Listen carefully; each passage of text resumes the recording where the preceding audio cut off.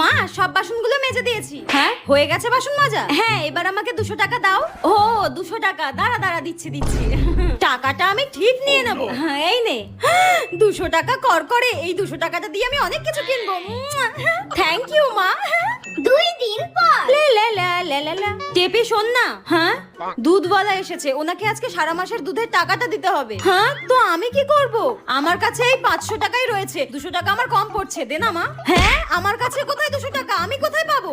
নেই মানে? দুদিন আগে যে আমি তোকে বাসন মাজলি বলে 200 টাকা দিলাম, ওই টাকাটা কই গেল? দে ওটা।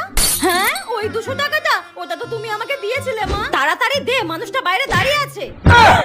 বাসন মাজলাম বলে তুমি আমাকে 200 টাকা দিলে, এইভাবে সেই টাকাটা তুমি নিয়ে নিলে না। এই নাও। দেখলি তো এক ঢিলে দুই পাখি কিভাবে মারলাম, বাসনও মাজালাম টাকাও নিয়ে নিলাম। ঠিক আছে আমি দুধওয়ালাকে টাকাটা দিয়ে আসি, যাই দেখ কেমন লাগে। ফ্রিতে বাসন মাজিয়ে নিল, ধরবেন ভাল লাগে না।